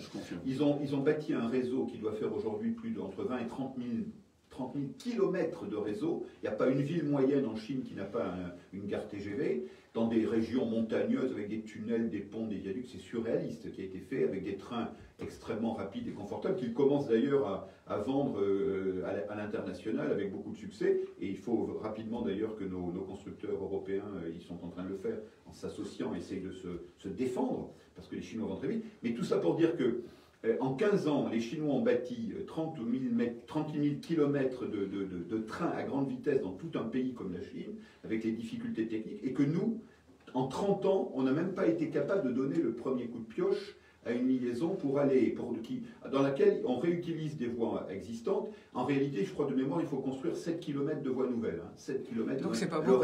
Tout ça pour 7 km Le reste, c'est... Alors, il y a des travaux, c'est compliqué. Mais en réalité, la voie nouvelle, c'est 7 km. Le reste, c'est des réutilisations avec des sauts de moutons. C'est techniquement très compliqué pour aller de la gare de l'Est à Charles de Gaulle. Voilà, donc c'est un peu caricatural ce que je dis, c'est un peu provocateur. Mais c'est pour montrer combien le temps joue contre nous. Parce que en termes d'attractivité économique, le positionnement des places comme Paris et l'Île-de-France, les autres ne nous attendent pas. Vous allez à Oslo, il y a un train direct. Vous allez à Osaka, il y a des trains directs. Vous allez en Suisse, il y a des trains directs dans tous les aéroports. Vous allez à Londres, Gatwick, il y a un train direct. Vous allez à Londres, Heathrow, il y a un train, etc. C'est terrifiant. Est-ce que vous imaginez la tête de celui qui arrive à Paris pour la première fois de sa vie, qui vient de Londres, de Johannesburg, de New York, de Shanghai, de Moscou, de n'importe où, de n'importe quelle ville moderne du monde, qui arrive à Charles de Gaulle et qui se dit pour aller dans Paris, tiens, je vais prendre le RER, il prend le RER B. Je ne sais pas si vous imaginez la tête qu'il va faire, il va se dire, mais qu'est-ce que c'est que ce pays? Alors moi, le RER B, je ne le prends pas souvent, mais chaque fois que je le vois, que je le prends, il y a un problème. Quand ce n'est pas un problème technique, c'est une grève. Quand il n'y a pas une grève, c'est des bagarres sur les quais. Enfin, je veux dire, franchement, quelle image pour notre pays? Quelle image de Londres? J'ajoute dans le RER B, qui est aujourd'hui la seule liaison ferroviaire pour un passager qui arrive, effectivement, il descend, il prend le RER B. La plupart des RER ne sont sûrement pas directs, il y a des arrêts toutes les 10 minutes. Moi, d'arriver de le prendre, bien comme tout le monde, et je peux vous dire c'est une épreuve, surtout aux heures de soins. Mais je vais vous raconter une anecdote, c'est que ce RER B qui dessert le cœur de l'aéroport Charles de Gaulle, qui est la seule liaison pour prendre le train et venir en transport en commun, il n'y a toujours pas le moindre endroit aménagé confortablement pour poser des bagages. Regardez comment ça se passe. Vous avez les pauvres Japonais ou des Chinois avec des grosses valises à roulettes. Ils sont obligés de les mettre dans le couloir. Ils ne savent pas où les poser. Ces trains n'ont pas du tout été adaptés. Quand vous prenez ces trains spéciaux qui vont d'un aéroport au centre-ville, tout est aménagé. Vous avez des énormes racks à bagages à l'entrée. Vous pouvez surveiller vos bagages. Ces rames de RER n'ont pas été conçues pour ça. Et d'ailleurs, on pousse la logique un peu plus loin, et malheureusement, il y a très souvent des vols, des malheureux touristes un peu naïfs qui arrivent, qui montent là-dedans, et qui se font à la première gare. Il y a des bandes malheureusement un peu spécialisées qui montent en courant et qui agressent, qui volent les portefeuilles, les sacs et les valises, et le temps que le pauvre touriste réagit. Voilà, la première impression, comme le disait Pierre, c'est ça. Et je crois qu'on ne peut pas à la fois être convaincu de la nécessité de défendre l'attractivité de notre région, qui a tous les atouts, l'Île-de-France, première région économique européenne, etc. Énormément d'atouts, une image mondiale incroyable, des technologies, des compétences, etc. Et on a encore ce type de point faible Donc en fait, la France doit se moderniser et c'est ça qu'on avance. C'est ça que vous voulez Par dire. certains côtés, je crois qu'elle s'est modernisée, mais en tous les cas, pour parler du Val d'Oise et revenir à notre territoire, et qu'on connaît bien avec Pierre, c'est vrai qu'on force est de constater qu'on est quand même un petit peu maltraité, si on peut dire ça comme ça. Il y a quand même un véritable problème sur des infrastructures qui sont d'une évidence folle. Je rappelle que les élus du Val d'Oise, depuis 30 ans à peu près aussi, se battent pour avoir une liaison ferroviaire qui doit faire 5 km entre le RERB et le RERD, ce qu'on appelait le barreau de Gonesse. Ça permet tout bêtement à des habitants de l'est du Val d'Oise de rejoindre l'aéroport de Roissy quand on habite à Garges-les-Gonesse ou à Villiers-le-Bel. On ne peut pas par train y aller. Là, il y avait un barreau de Gonesse qui était prévu dans les schémas. Tout ça est tombé dans les oubliettes de l'histoire et c'est un combat qui a été mené pendant... Par contre, et je termine là-dessus, paradoxalement, le gouvernement et d'autres ont décidé de faire une liaison qui s'appelle Roissy-Picardie. Et là, les habitants qui sont à Creil, Compiègne et jusqu'à Amiens auront des trains confortables, directs, qui les amèneront jusqu'au cœur de l'aéroport. C'est-à-dire que tous les habitants des Hauts-de-France auront un train qui les amènera de l'Oise notamment, qui les amènera au cœur de la plateforme, et l'habitant, lui, de Garges-les-Gonesse, de Sarcelles, de Villiers-le-Bel, de toute cette partie extrêmement dense, avec une démographie extrêmement importante. Je rappelle que le Val d'Oise, un département le plus jeune de France avec les départements de Seine-Saint-Denis et de Seine-et-Marne, ça tombe bien, c'est les 3 départements de l'aéroport de Roissy, ce sont les départements démographiquement les plus jeunes de France. Donc des besoins d'emploi, des besoins d'accès à la formation et au déplacement. Eh bien non, et le gouvernement vient de donner son accord, et vient de valider le lancement des travaux de la liaison Roissy-Picardie au moment où on arrête EuropaCity, on bloque le barreau de Gonesse qui est tombé dans les oubliettes de l'histoire, et au moment où, comme le disait Pierre Cuchely, la gare de la ligne 17 est aujourd'hui dans les limbes un petit peu avec beaucoup d'inquiétude, pour le moins. Voilà. Donc il est urgent que les travaux sur la ligne 17 reprennent, d'autant que cela concerne, comme vous l'avez dit, les jeunes qui avoisinent en Val d'Oise 40% de chômage dans les quartiers que vous avez cités. Et je rappelle, 22 millions tout de même d'euros d'investissement par les entreprises. Alors, autre sujet... L'investissement, c'est des impôts. Enfin, d'impôts, oui, mais du coup... voilà. Alors, autre sujet avec vous, Pierre Cuchely. Je rappelle que vous êtes président de la Chambre de commerce et d'industrie du Val d'Oise, vice-président national de la CPME. Vous avez créé un groupe qui s'appelle Val d'Oise 2027. Alors, pour vous, au départ, c'était un objectif d'avoir des projets de développement. Est-ce qu'on peut citer quelques pistes aujourd'hui? Disons que rapidement, ce que nous avons fait lorsque le projet EuropaCity a été arrêté de manière brutale et inexpliquée, nous avons souhaité faire entendre la voix des forces économiques et politiques du département. Donc nous nous sommes réunis avec le comité d'expansion économique du Val d'Oise, avec la CPME du Val d'Oise, le MEDEF du Val d'Oise, la Fédération française du Val d'Oise, la Chambre des métiers du Val d'Oise. J'ai oublié personne, Jean-François? Je pense pas. Non. Voilà, et nous avons invité à des réunions les 15 parlementaires du département, les présidents de communautés d'agglo du département, ainsi que les 2 maires des 2 villes du Val d'Oise qui ne sont pas dans une communauté d'agglo du Val d'Oise, c'est-à-dire Argenteuil-Beson, et on leur a proposé de réfléchir ensemble à faire des propositions. Au moment où nous avons lancé ça, le gouvernement a nommé le préfet Rol-Tanguy pour trouver des solutions. Donc le préfet Rol-Tanguy s'est invité à nos réunions, ce qui est plutôt une bonne chose, même si en arrivant, la première chose qu'il nous a dit, c'est qu'il était à la retraite, et que j'ai répondu, c'est exactement ce dont nous n'avons pas besoin, mais merci quand même. Donc nous lui avons fait un rapport dans lequel, effectivement, nous avons mis une douzaine de projets qui pourraient être amenés sur le territoire de Gonesse, plus d'autres projets que l'on peut ramener ailleurs sur le territoire. Alors, ce sont des projets extrêmement variés, parce qu'il faut savoir que nous n'avons jamais eu d'explication sur l'arrêt d'EuropaCity. On ne nous a jamais dit, voilà les projets qui seraient acceptables. Nous n'avons pas de cahier des charges. Donc on avait des projets aussi bien industriels, culturels, commerciaux, vraiment dans tous les distributions, circuit court, pas, agriculture, bio, etc. On avait vraiment un catalogue de la redoute. D'ailleurs, quand je l'ai remis au préfet Rol-Tanguy, encore une fois, au nom de toutes les forces que j'ai citées auparavant, il m'a dit, écoutez, vous êtes le premier à m'amener un travail commun dans le Val d'Oise et je vous en remercie. Je ne sais pas ce qu'est devenu ce rapport, j'imagine qu'il a dû caler la table qu'il avait dans son bureau au grenier du ministre du ministère de l'écologie, là-bas, boulevard je sais plus quoi, Saint-Germain. Donc vous pensez que Mais en vos tout idées cas, ne sont jamais arrivées au gouvernement? En tout cas, j'ai découvert le rapport Oltanguy dimanche, lorsque je l'ai reçu, lorsque monsieur le préfet du Val d'Oise me l'a envoyé, avec la lettre de mission qu'il vient de recevoir, lui, du Premier ministre, pour essayer de trouver des solutions pour développer des projets dans le nord-est de ce département. Et nous allons, avec le groupe VO 2027, alors pour l'instant, je n'ai pas associé les forces politiques, parce que je pense qu'il faut qu'on soit assez compact, qu'on ne soit pas trop nombreux de manière efficace. Parce que l'idée, c'est d'être positif et constructif. Parce que si on commence à dire ce qu'on dit là au micro, que c'est très difficile de faire des choses en France, on n'avancera pas. Donc on va essayer d'apporter une contribution complémentaire du rapport que nous avions fait. On va lui renvoyer le rapport que monsieur le préfet a déjà eu.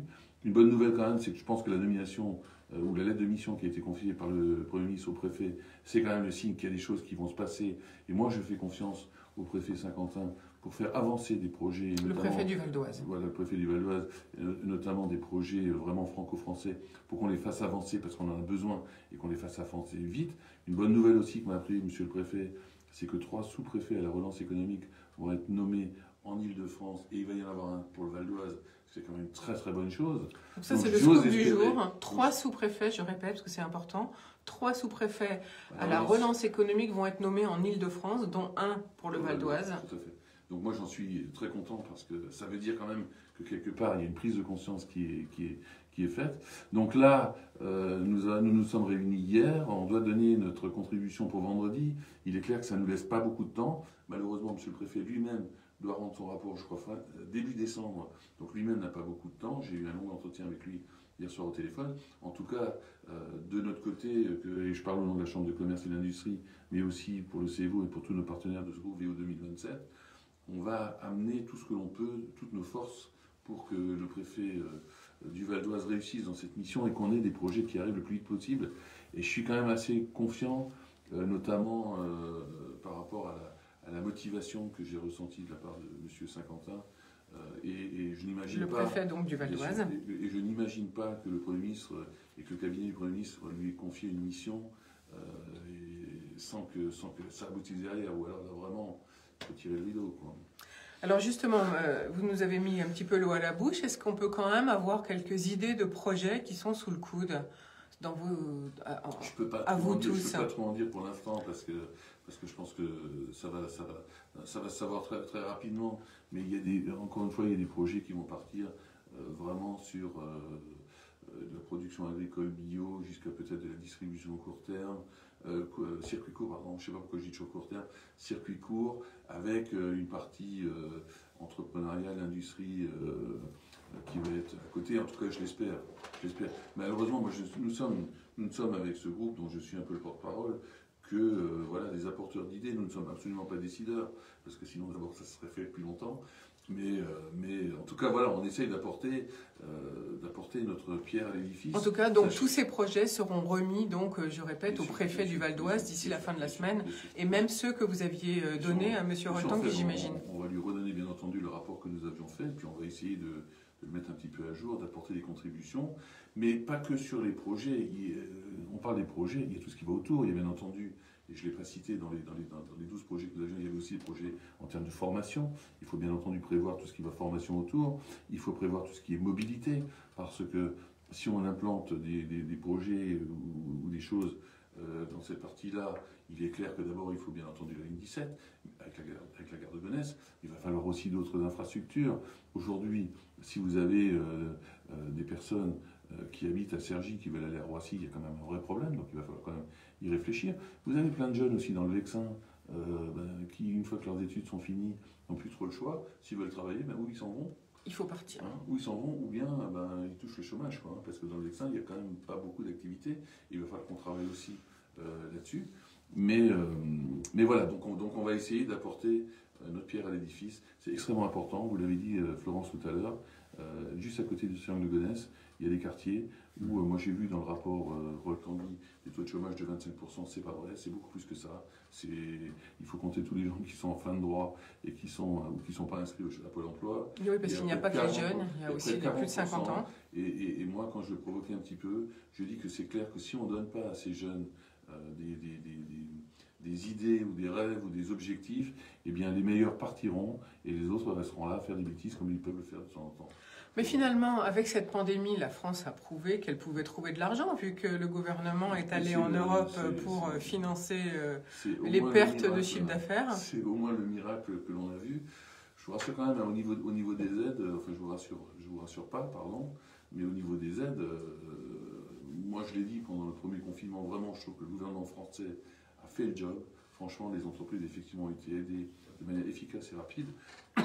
Aujourd'hui, vous avez beaucoup, notamment de grands patrons de TPE, PME, qui me disent, bah oui, mais moi les aides, là je ne les vois pas, je ne sais pas où aller les chercher. On essaye, nous à la Chambre de commerce, on a mis en place un numéro pour les renseigner et on essaie de les aider. Mais il y a beaucoup de ces grands patrons de TPE, PME qui ne savent pas à qui s'adresser et qui n'ont pas droit à un certain nombre d'aides. Et qui n'y ont pas droit surtout. Aujourd'hui, si vous voulez, effectivement, on aide, et c'est normal, et c'est mérité, les bars, les restaurants, les petits commerces, et les salles de sport par exemple, mais il y a aussi des tas d'autres commerces qui ont des pertes énormes d'activité et de chiffre d'affaires et qui ne sont plus aidés. Ah oui, par exemple, un couple, si elle est indépendante et lui tient un bar ou un restaurant, eh ben, ils n'ont pas droit à l'aide. Oui, exactement. Donc voilà un exemple de personnes qui... Mais malheureusement, il y en a plein comme ça. Et je vous l'ai dit tout à l'heure, les PGE se sont durcis, les banques qui étaient extrêmement aidées, protégées par les pays jusqu'à présent, elles aident beaucoup moins en ce moment. En tout cas, c'est les retours que j'ai de la part de grands patrons de TPE, PME. Merci Pierre Cuchely. Je rappelle que vous êtes président de la CCI, la Chambre de commerce et d'industrie du Val d'Oise, et vice-président national de la CPME. Alors, autre sujet, on continue si vous voulez bien, Pierre Cuchely. Autre sujet, c'est donc, bien sûr, on en a un petit peu parlé quand même, les bars, les commerçants, les bars, les hôtels, les restaurants. Donc, où en est-on en ce moment? Est-ce que vous pensez que dans le Val d'Oise, ils vont pouvoir perdurer? Quelle situation vous envisagez? La situation est catastrophique pour les bars, les restaurants et d'autres métiers auxquels on ne pense pas forcément. Et des métiers qui sont liés aussi, par exemple les entreprises de nettoyage qui nettoient les restaurants, les hôtels, etc. Je veux dire, ces gens-là sont dans une situation catastrophique, d'autant plus qu'on ne leur donne pas de perspective. Aujourd'hui, le petit commerce, il se dit, bon, peut-être qu'on va ouvrir le 27 novembre, peut-être qu'on va ouvrir, peut-être qu'on va pas ouvrir, mais au moins ça leur donne une perspective. Ça donne un les espoir. commerçants, on leur donne rien, ou on leur dit, ça va peut-être être le 15 janvier. Mais si tout va bien, c'est scandaleux. Bon, ces entreprises-là, moi je suis extrêmement... Vous voulez dire les restaurants? Les bars, les restaurants, les cafés. tous ces métiers-là. Pas avant le 15 janvier. Alors j'entends, à droite à gauche, on dit, ils n'ont qu'à faire du click and collect, c'est-à-dire vous passez une commande et puis vous allez chercher. C'est super. Mais moi, les restaurateurs avec qui je discute du click and collect, ils me disent, tu sais, on fait ça, surtout parce que ça nous permet de garder la tête au boulot et de continuer à penser à autre chose. Etc., et de penser à autre chose. Parce qu'au niveau chiffre d'affaires, je dis bien chiffre d'affaires, je ne parle pas de marge, au niveau chiffre d'affaires, c'est entre 10 et 20% du chiffre d'affaires normal. Donc de toute façon, on perd plein de C'est pas rentable. Voilà. Il faut savoir qu'aujourd'hui, on chuchote qu'entre un bar et restaurant sur deux ne rouvrira pas. Je ne sais pas si vous voyez le drame. Parce que pour des commerces non essentiels, c'est absolument dramatique. Quand on ose dire que ce sont des commerces non essentiels, c'est insulter des petits patrons, parce que pour eux, si pour le gouvernement ces commerces sont non essentiels, pour ces commerçants-là, pour ces patrons-là, c'est essentiel, c'est leur vie. Ils sont quotient personnel à droite à gauche. Vous savez, une entreprise qui ferme, souvent, bien sûr, le dirigeant d'abord n'a pas de salaire, il n'a plus de salaire, il n'a plus de revenus. Deuxièmement, il a des cautions à droite à gauche, il a l'eau propre, tous ceux qui sont sauvés, il a vu, et l'autre il n'y arrive pas. Et parfois c'est des drames familiaux. C'est la femme qui s'en va en disant, ou le mari qui s'en va en disant, t'as vu, c'est bon, moi j'ai pas payé tes dettes, quoi. Je veux dire, ce sont des drames. Donc quand on dit que ce sont des commerces non essentiels, c'est scandaleux. C'est scandaleux. Et c'est vrai que personne, vous avez raison, personne ne parle de ces drames humains qui sont derrière, et puis surtout le manque d'espoir. C'est-à-dire qu'est-ce que je vais faire après, de toute manière. Bien sûr. Alors il faut quand même signaler une initiative qui a eu dans plusieurs départements et qui a eu lieu notamment dans le Val d'Oise à l'initiative de l'ancien président du tribunal de commerce, Gérard Maury, qui a créé APESA, justement pour... une association en soutien au moral des chefs d'entreprise. Voilà, pour aider justement ces chefs d'entreprise qui vont dans le mur, donc pour essayer d'éviter qu'ils commettent l'irréparable. Il y a aussi des associations comme 60 000 rebonds qui étaient présidées jusqu'à il y a peu de temps par mon ami Laurent Pillard, qui là aussi aide ces entrepreneurs, une fois qu'ils ont liquidé, qu'ils ont tout perdu, peut-être à essayer de rebondir. Il y a des initiatives qui sont prises aussi par la CPME nationale pour créer des GPA, des groupes de travail qui réunissent toutes les composantes pour justement aider ces entreprises éventuellement à déposer ou à cesser leur activité le plus en douceur possible et de rebondir derrière. Il y a un certain nombre d'initiatives qui sont prêtes, mais ce sont des drames. Et moi, rien ne me met plus en colère que d'entendre parler de commerce non essentiel. C'est scandaleux. On va rappeler, Pierre Cuchely, ce que vous venez de dire, c'est très important. C'est donc les deux associations que vous venez de citer, APESA pour les chefs d'entreprise et 60 000 rebonds. Si votre morale ne va pas, eh bien, n'hésitez pas à aller les contacter, évidemment, parce que la période est dure. N'hésitez pas aussi à vous rapprocher de la Chambre des métiers, la Chambre de commerce, qui ont des cellules dédiées. Des mouvements patronaux comme la CPME, le MEDEF ou MEVO dans le Val d'Oise, qui ont des interlocuteurs qui, au moins, sauront vous diriger et sauront vous conseiller, que ça aille bien ou que ça aille mal d'ailleurs. Alors, autre information avec vous, Pierre Cuchely, aujourd'hui, c'est l'accord que vous avez signé avec La Poste et ça s'appelle Place de Noël, c'est ça? Alors nous avons effectivement lancé il y a quelques jours, c'est tout récent, une plateforme qui s'appelle Place de Noël. En fait, c'est gratuit, en tout cas jusqu'au 31 décembre. Et ça se fait avec les communes. L'idée, c'est de répertorier les commerces qui font du click and collect. Je suis désolé, c'est pas moi qui ai inventé ce terme en anglais. Le gros avantage, c'est que c'est très facile à mettre en œuvre, donc c'est gratuit, comme je l'ai dit, et ça permet aux commerçants de se faire connaître et aux consommateurs de passer des commandes, de payer et de se faire livrer gratuitement jusqu'à Noël. Donc c'est vraiment une belle opération. Donc moi j'incite vraiment toutes les villes du Val d'Oise qui n'ont pas encore lancé ce genre d'opération de le faire, d'ailleurs avec cette opération ou d'autres. Il y a d'autres, j'ai vu qu'il y avait des villes comme Anguin d'ailleurs, comme Montmorency qui sont partis sur d'autres plateformes. L'essentiel, c'est qu'on aide ces commerçants à mettre en place ces systèmes et qu'on facilite au maximum la possibilité pour les consommateurs d'acheter des produits locaux. C'est pas la peine d'aller pour acheter des produits en Chine, Amazon est là, mais achetons du Made in 95. Moi, j'encourage aussi les commerçants, les TPE, les PME, les ETI, tout le monde à se faire labelliser Made in 95. C'est très facile. Il suffit d'aller sur le site de la Chambre des métiers ou de la Chambre de commerce et d'industrie. Il y a un petit logo rouge, un petit carré rouge, je ne l'ai pas sur moi aujourd'hui, marqué hashtag Made in 95. Je suis sidéré qu'il n'y ait pas plus d'entreprises qui se fassent labelliser. Ça ne coûte rien. Il y a 5 questions et ça fait un réseau et ça fait connaître le savoir-faire extraordinaire que nous avons dans le département. Parce que nous sommes dans un département mal aimé qui a été oublié pendant des années. Et c'est un département extraordinaire. Mais très solidaire, effectivement. Énorme et solidaire. Croyez-moi, ce groupe de travail VO 2027 que nous avons mis en place, il n'y a pas beaucoup de départements en Ile-de-France et même en France qui seraient capables de faire travailler ensemble la CPME, le MEDEF, la Fédération française du bâtiment, le département que j'ai oublié de citer tout à l'heure, le CEVO, enfin tout le monde, les parlementaires. Moi je voudrais rendre hommage à nos 15 parlementaires En Marche, Parti Socialiste, tout parti confondu, Républicain, en fait, qui sont venus et qui ont travaillé ensemble sans faire de polémique politique. Franchement, chapeau. On a un département c'est vrai qu'il n'y a pas beaucoup de départements aussi solidaires. Non, ça, moi, vous l'avez dit tout à l'heure, je suis vice-président de la CPME nationale en charge de l'union des territoires, donc de l'animation des territoires. Je peux vous dire que cette ambiance que nous avons ici, qui est une ambiance constructive, positive, où on met les égos de côté, où on se bat pour développer ce territoire, on n'est pas nombreux à l'avoir. Merci en tout cas de le rappeler, Pierre Cuchely. Donc, je répète une information importante que vous venez de dire, c'est se faire labelliser Made in 95. Eh bien, c'est tout simple. Vous allez ou sur le site de la CCI ou sur le site de la CMA et vous répondez à 5 questions et c'est gratuit en plus. Les questions, c'est comment s'appelle votre société, elle est où, c'est, je crois, votre numéro de siret.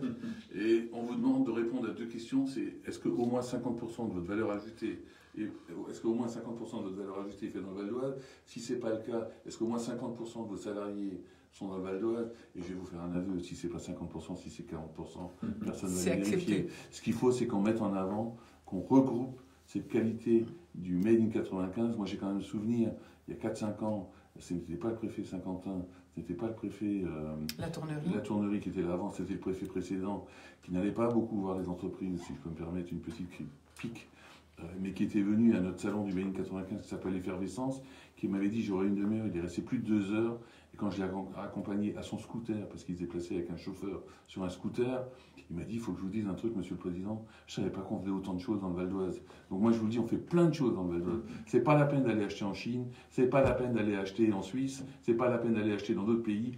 Acheter Made in 95, on a de tout et de qualité. Et en plus, c'est bon pour la planète. Oui, En plus, c'est bon pour la mais planète. par contre, c'est pas négligeable Jean-François de Bonan. vendre que les entreprises de l'Europe vendent en Chine. Hein. On peut Ah non, mais alors là, on peut vendre par contre, plus on va faire de bruit avec le Made in 95, plus on va intriguer les Chinois qui vont dire il faut qu'on achète des produits Made in Val d'Oise. C'est pas interdit d'aller vendre aux Chinois. Voilà. Et en plus, ça favorise l'internationalisation et l'exportation. Autre sujet. Il faut quand même juste rappeler que les Chinois n'ont rien volé. Tout ce qu'ils produisent pour nous, c'est parce qu'on leur a donné. Bien sûr. Il ne faut jamais l'oublier, ça. C'est vrai que c'est important de le dire. C'est donc les entreprises françaises qui sont allées s'installer en Chine il y a quelques années. Et voilà le résultat.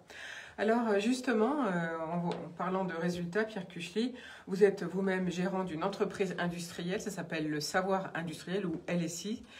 Où en êtes-vous? Comment ça se passe en ce moment côté industriel? Puisque bon, le service, on voit bien qu'avec la pandémie, le service, donc les commerces, bref, se portent très mal. Par contre, l'industrie, ça se porte comment? Alors l'industrie, ça dépend vraiment des industries. Et ça, c'est une industrie qui ne se porte pas si mal que ça. Il y en a d'autres, et notamment dans le domaine de la sous-traitance aéronautique et de l'aéronautique, tout ce qui touche à l'aéronautique en général, où ça se passe relativement mal. Moi, je voudrais quand même dire que je trouve positif et salutaire que ce gouvernement ait enfin compris que la France avait besoin d'une industrie. J'ai dit sous forme de boutade tout à l'heure, les Chinois n'ont rien volé, on leur a donné, mais c'est vrai, ce sont nos industries en France qui sont allés, qui ont envoyé des plans là-bas, qui ont envoyé des ingénieurs là-bas pour leur expliquer comment faire, etc. Les Chinois ne sont pas du tout des imbéciles, et quand on leur explique comment faire, en plus, ils réfléchissent à comment améliorer les choses, et il ne faut pas s'étonner que derrière, ils nous noient des produits qu'on leur a appris à faire à des coûts de production. On peut dire, et c'est vrai qu'en France, on paye trop de charges sociales, on paye trop d'impôts, etc.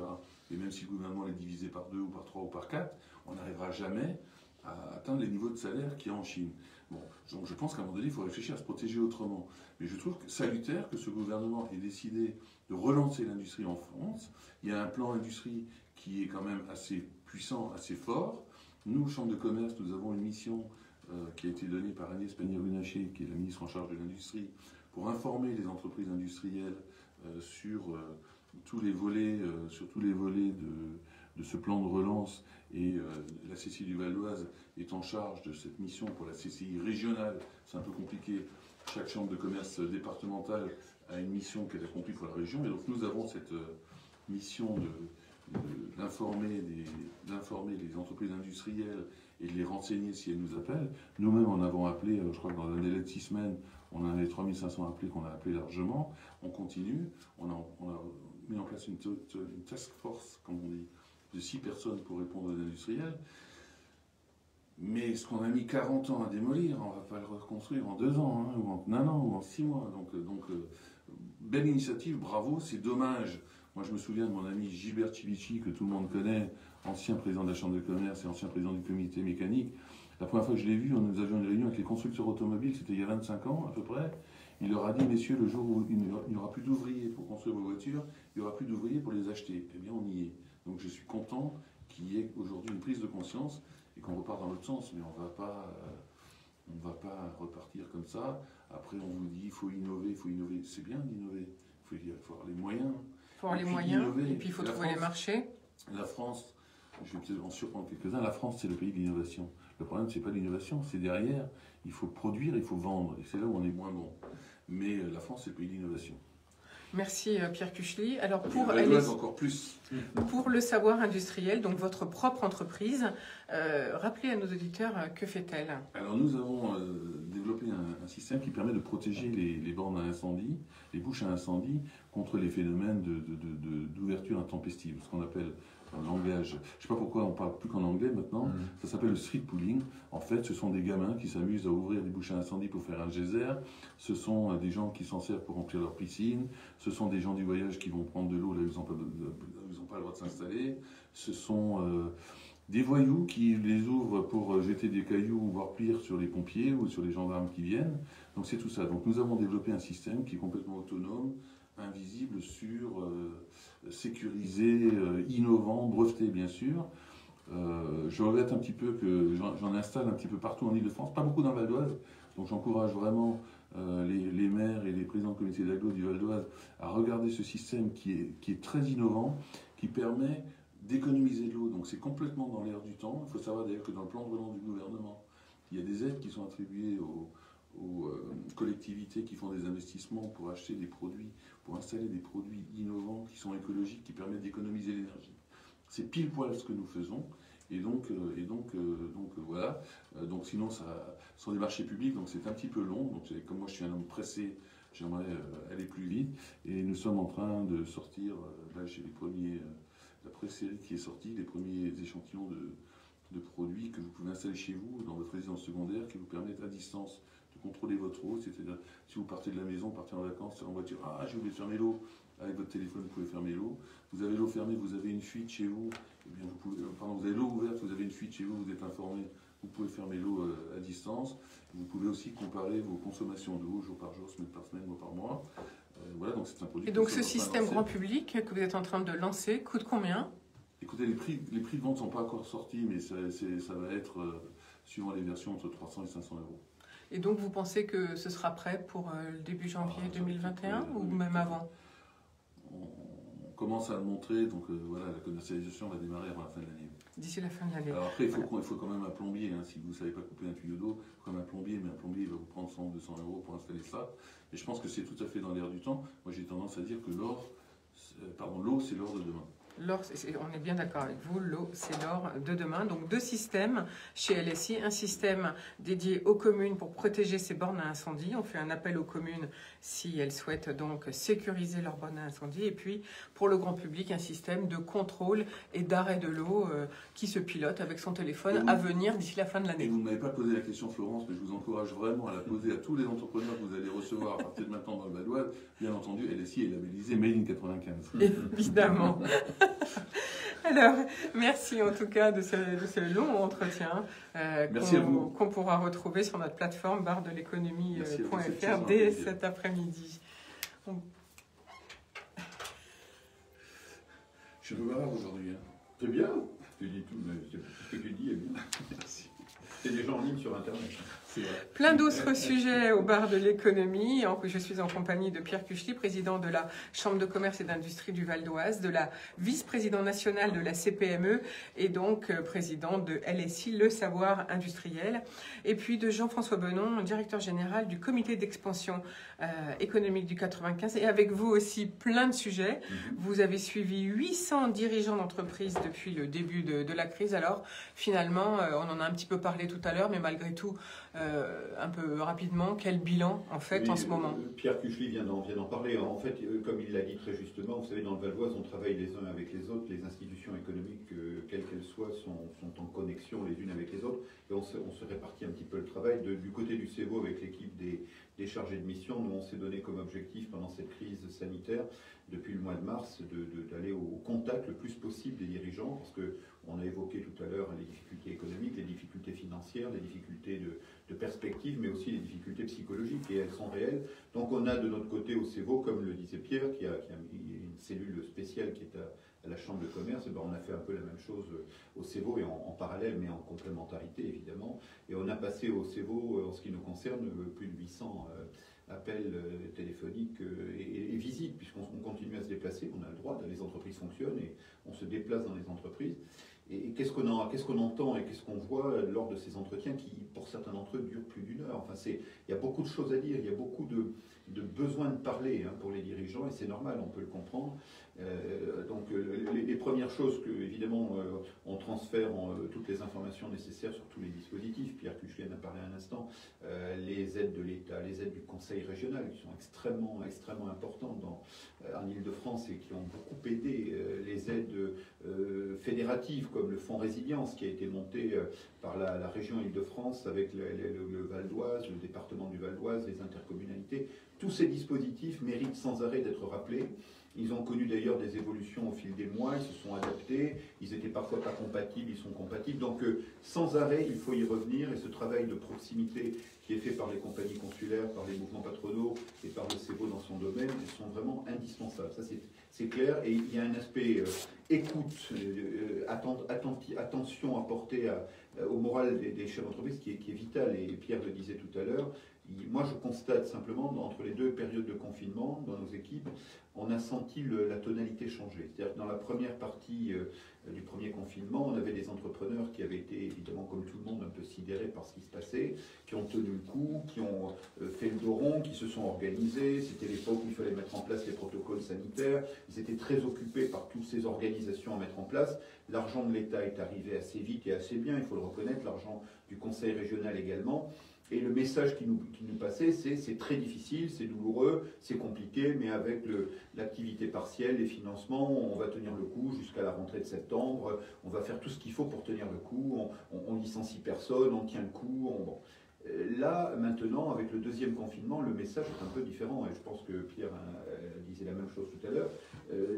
On a des dirigeants qui, aujourd'hui, sont en souffrance économique, parce que le chiffre d'affaires n'a pas été reconstitué. On parlait tout à l'heure du secteur aéronautique. Nous, on a mis un focus, par exemple, sur l'industrie aéronautique.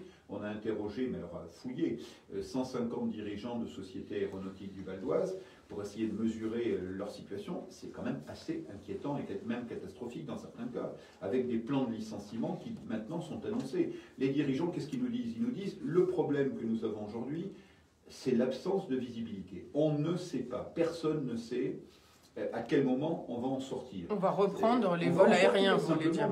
Est-ce que c'est... Alors, on nous parle... Le président de la République, dans son discours de confinement, le deuxième, a donné comme perspective l'été. Il nous a dit on en a au moins jusqu'à l'été. Enfin, vous vous rendez compte? Quand on dit l'été, c'est le mois de juin, c'est-à-dire qu'après il y a les vacances, ça veut dire c'est septembre pour une reprise. Et on était en octobre. En fait, ça veut dire 2022. Quasiment un an de perspective assombrie, si vous voulez. Et donc, cette absence de capacité, je ne dis la pierre à personne, mais enfin, quand on dit à un chef d'entreprise qui est quelqu'un qui, par principe, doit piloter, doit faire de la prospective, doit recruter, doit prendre des décisions quotidiennement par rapport à des stratégies, à des visions et à des commandes, quand on lui dit, bon, on ne sait pas. Peut-être dans 3 mois, dans 6 mois, dans 8 mois, dans 1 an. C'est totalement insupportable. Et donc on sent aujourd'hui ces dirigeants qui sont de cette expectative, les met en souffrance. Parlons clair, il y a une vraie désespérance, comme je l'ai dit, et ça nous inquiète. Et alors deuxième phénomène, c'est que pour beaucoup d'entre eux, pas tous, mais beaucoup d'entre eux, malgré les aides, parce que les aides ne suffisent plus. C'est-à-dire qu'aujourd'hui, beaucoup d'entreprises préparent le passage dans un régime qui s'appelle l'activité partielle dite de longue durée, à partir du mois de décembre. Sauf que l'activité partielle de longue durée, il y a des questionnaires à remplir, il y a des engagements à prendre de la part des entreprises, et notamment, il y a des engagements sur la nécessité de ne pas licencier. C'est-à-dire qu'on va demander à des dirigeants, pour bénéficier de cette activité partielle de longue durée, de s'engager sur des tas de choses, mais notamment sur leur décision et leur engagement de ne pas licencier. Comment voulez-vous qu'un dirigeant aujourd'hui, pour lequel il n'y a pas de visibilité, soit en mesure de signer ça? Donc qu'est-ce qui se passe? Des dirigeants nous ont dit, écoutez, nous, avant de signer l'accord pour l'activité partielle de longue durée, on va commencer à dégraisser un petit peu, on va supprimer des postes, pas de gaieté de cœur, parce qu'aucun dirigeant que je connaisse ne licencie. C'est des mythes, hein. Moi, je n'ai jamais rencontré dans toute ma vie, Pierre pourrait en témoigner mieux que moi, je n'ai jamais rencontré dans ma vie, et j'en ai vu pourtant aussi des chefs d'entreprise, un chef d'entreprise qui disait c'est super, je vais licencier du personnel. Ça n'existe pas. Non, c'est très dur comme entretien à faire. Voilà. Et donc, mais contrainte personne n'aime faire. Nous avons aujourd'hui des dirigeants de PME, de TPE et même d'entreprises assez importantes qui mettent en place de façon un peu anticipée peut-être même, parce qu'ils ne savent pas et qu'ils n'ont pas envie de s'engager pour qu'ensuite on vienne les critiquer en leur disant que vous n'aurez plus le droit de Donc finalement, vous pensez qu'on va perdre des savoir-faire? On a un début, alors c'est pas massif, mais on a un début, on le constate, on a un début de plans sociaux et de départ de salariés par anticipation de règles un peu contraignantes. en l'absence de capacité à savoir si on peut se projeter à l'échelle de 3 mois, 6 mois, 1 an. Si cette affaire dure encore jusqu'à l'été prochain, les entreprises, même avec toute la bonne volonté et avec toutes les aides qu'on peut leur donner, ne pourront pas garder les effectifs tels qu'ils sont aujourd'hui. Ça paraît à peu près évident. Donc ça, c'est inquiétant. Et puis, dernière chose, ça a été dit, et Pierre a cité APESA et 60 000 rebonds. Moi, dans notre équipe, les chargés de mission qui sont au téléphone toute la journée avec ces chefs d'entreprise, ça c'est flagrant. Il y a une fatigue psychologique qui monte. Je ne parle même pas des petits commerces et des petits restaurants. Nous, on n'a pas beaucoup touché ce domaine-là. La Chambre de commerce est en première ligne sur les commerces. Nous, on est plutôt dans les PME et plutôt les filières industrielles majeures du Val d'Oise. Mais même dans ces entreprises structurées, la fatigue psychologique des dirigeants commence à monter fortement. De la désespérance, de la fatigue, de l'inquiétude. Je ne parle pas d'idées suicidaires, mais ça existe. Ça existe. Et l'APESA le sait bien. Il faut en parler aussi, effectivement. Et aujourd'hui, d'ailleurs, quand on écoute un peu les psychologues, les psychiatres et les services spécialisés dans les hôpitaux, on vous dit quand même que dans beaucoup de catégories professionnelles, y compris parmi les gens qui ont l'habitude de diriger, de commander, d'être forts, eh bien, la fatigue peut gagner. Et ça, c'est extrêmement inquiétant. Il y a une enquête dont j'ai parlé la semaine dernière, effectivement, qui indique le moral des Français. Les moral des chiffres chefs ne sont pas bons. Ça pose le problème de la santé des chefs d'entreprise. Excusez-moi d'intervenir, hein, je suis bavard Pierre aujourd'hui, mais quand un médecin généraliste dans une ville comme Anguin, par exemple, reçoit, je sais pas moi, 50 patients par jour, il les considère, c'est tous les mêmes, quoi. Sauf qu'un chef d'entreprise, c'est pas le même. Le chef d'entreprise, il a surtout dans les moments que l'on vit aujourd'hui, il n'a pas la même santé que les autres. Il n'est pas dans le même état que les autres. Moi, pour compléter un petit peu ce qu'a dit mon ami Jean-François, moi j'en veux aujourd'hui à ceux qui nous gouvernent par rapport à la communication qui a été faite depuis la rentrée, depuis mi-septembre, depuis la reprise, on va dire, de l'épidémie. Je trouve qu'autant, encore une fois, la communication, l'action était bien faite lors du Covid-1. Là, c'est une cacophonie, c'est quelque part rester chez vous mais travailler quand même, le télétravail, mais quand c'est possible, bien sûr qu'il faut faire du télétravail, mais c'est pas tout le temps possible. Et puis comment un ministre peut dire aux entrepreneurs, mais écoutez, organisez le télétravail, et lui on le voit tout le temps dans son bureau, on le voit se promener à droite à gauche d'un plateau de télé à l'autre, mais pourquoi il ne fait pas du télétravail lui? Il a comment faire du télétravail? Est-ce que son activité l'empêche de travailler de chez lui? Je ne crois pas. Pas plus que d'autres. Donc je trouve qu'il y a vraiment une cacophonie, un amateurisme qui m'inquiète beaucoup. Et encore une fois, moi je fais pas de politique. Hein. Mais là je pense à tous nos chefs d'entreprise qui reçoivent des messages. Je pense au service de la préfecture, au service dans les communes, dans les comités d'agglo, qui à un moment donné recevaient des instructions qui étaient 3 ou 4 fois différentes dans la journée. Comment voulez-vous gérer ça? C'est pas possible. Donc là, je suis un peu fâché, oui. Donc aujourd'hui, on met en avant la fatigue psychologique des entreprises que vous avez contactées l'un et l'autre. Je rappelle pour vous, vous venez de dire, Jean-François Benon, 800 entreprises. Et donc ça commence... Alors, on va quand même essayer de redonner un peu d'espoir, si vous voulez bien. Parce qu'à côté de ça, effectivement, vous avez raison de dire ça, parce que très étonnamment, et ça c'est la partie, il faut toujours regarder le verre à moitié plein. Ouais. Vous savez, nous au CEVO, notre métier c'est de regarder toujours le verre à moitié plein. Là, il se trouve qu'on est confronté à des choses qui sont extrêmement douloureuses, qu'on n'a pas l'habitude. Qui sont hors normes surtout, en fait. On a changé de monde. Bon, notre métier, nous, c'est toujours d'essayer d'accompagner des projets d'investissement, de création d'emplois, de développement. Une agence de développement et d'attractivité, comme son nom l'indique, on est du côté du verre à moitié plein. Bon.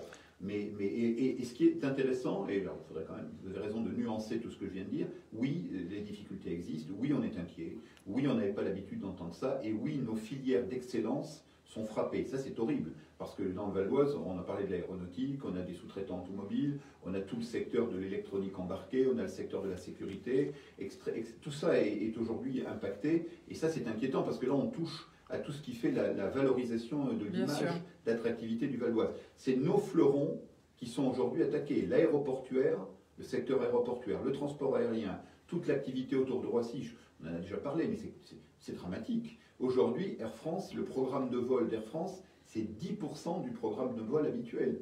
10%. Et ça s'est réduit à nouveau. Ils étaient repartis avec un peu d'enthousiasme en se disant ça repart en septembre.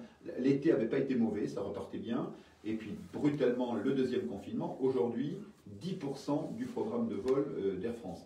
Vous imaginez ce que ça veut dire 90% de réduction de l'activité d'Air France, avec toute la cascade que ça veut dire pour notre territoire, hein, les boutiques hors taxes, la sécurité, les taxis, les VTC, les transports, la zone aéroportuaire, etc., etc. Heureusement, le fret est en train de permettre de sauver le transport aérien long courrier d'Air France. Ils arrivent à faire voler des avions sur le long courrier, parfois avec 30 passagers dans l'avion, mais le fret, les soutes sont pleines, dans les 777 notamment, où il y a des gros emports de fret, et le fret représente aujourd'hui 48% du chiffre d'affaires des longs courriers d'Air France, ce qui leur permet de continuer à faire voler des avions, même quand il y a 30 personnes à l'étage, les soutes sont pleines, et ça c'est plutôt positif. Mais sur les vols européens et moyens courriers et courts courriers, 10% du programme de vol. Voilà. Alors justement, on peut, malgré cette pandémie et la fermeture des frontières, on peut quand même encore aller à l'export. Alors qu'est-ce que vous... Le gouvernement a d'ailleurs lancé, le gouvernement et les Business France et les autorités et les chambres de commerce... Team France Export. La Team France Export a effectivement lancé des campagnes de communication pour essayer, enfin c'est pas simple, il y a des dirigeants qui ont un peu de mal à se projeter en ce moment, et peut-être, alors on le dit souvent, c'est facile de le dire quand on est dans un bureau bien au chaud, mais c'est vrai que parfois les périodes de crise sont aussi des périodes d'opportunité. Et force est de constater qu'on rencontre, et je peux en témoigner, nous en ce qui nous concerne au CEVO, des dirigeants d'entreprise qui aujourd'hui font un gros boulot à l'export et profitent de cette période un peu d'attentisme d'un certain nombre de concurrents pour prendre des parts de marché. Et avec des vraies ventes, on était au téléphone il y a 2-3 jours avec une société qui était à Argenteuil, je vais la citer, elle s'appelle Phaseo, des leaders dans le domaine de l'ingénierie, bureau d'études sur des procédés environnementaux. Ils ont fait des projets aux quatre coins, dans pas mal de pays du monde, notamment au Moyen-Orient, des projets gigantesques. Cette société, son dirigeant, est en train de dire, ben voilà, on a un peu de difficultés en France en ce moment, c'est difficile, j'en profite pour aller une stratégie de développement à l'export. On est en train de les accompagner et beaucoup d'autres.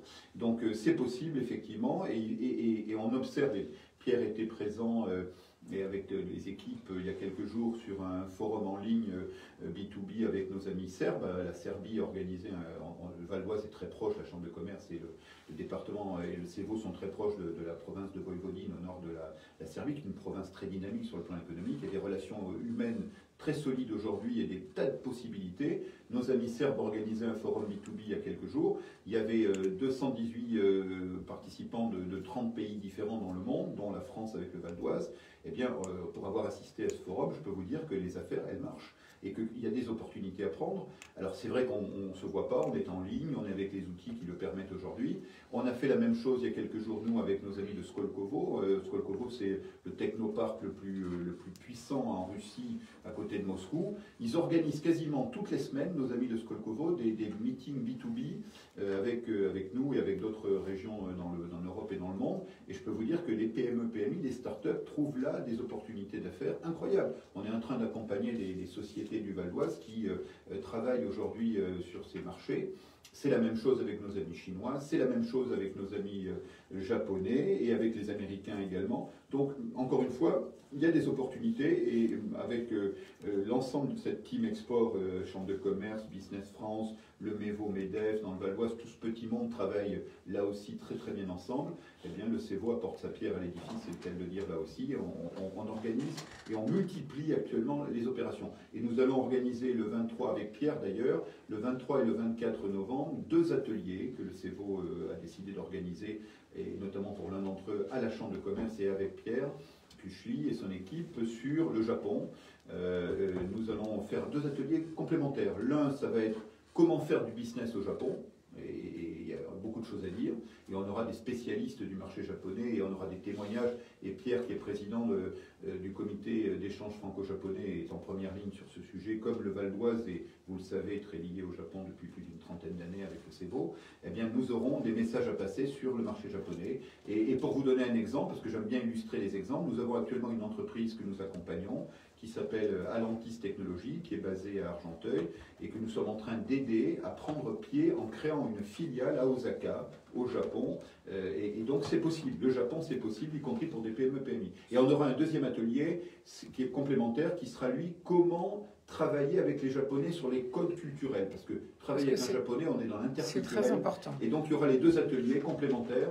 Comment travailler avec des Japonais dans l'interculturel. Et le premier atelier, comment faire des affaires au Japon. Juste si je peux me permettre, en complément de ce que je dis Jean-François, en complément de tout ça, le comité d'échange franco-japonais, que j'ai effectivement l'honneur et la chance de présider, organise le 3 décembre prochain sa deuxième action SCC. En fait, c'est une opération que nous avons lancée l'année dernière, qui a lieu sur 3 ans, qui permet de se rencontrer à des start-up françaises et japonaises, ainsi que des grands groupes.